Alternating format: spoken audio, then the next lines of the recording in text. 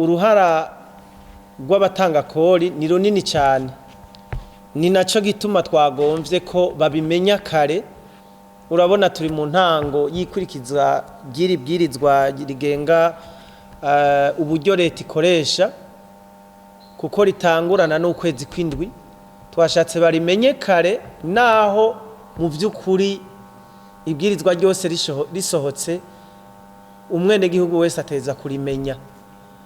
Ariko twebwe twiyumviye ko nka mwebwe amajwi muyashikana kure, ku buryo abantu barimenya bakarikurikiza, bagatanga ibyo bateza gutanga, no kuvuga aya malisanse ku ma modere y'ububare ahari, bagashobora kuyakurikiza, bagatanga izo redevance kugira baronke izo lisanse.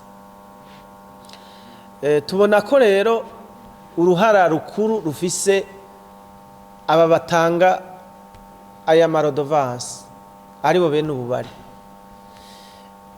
Uruhara rundi ni ikigo nivyo kijejwe kwegeranya uburyo leta ikoresha ari COBER, kuko naco gitegerezwa kuraba yuko ayo marodovance yatanzwe kandi gatangwa ku gihe, agatangwa na bose bateza kuyatanga. Ivyo bituma hataba ubusumbasumbane, wari wese agatanga ibihuye na lisanse afise canke arondera, ku buryo ico ariko arakora aba yaragitangiye lisanse, redevance aba yarakironkeye lisanse.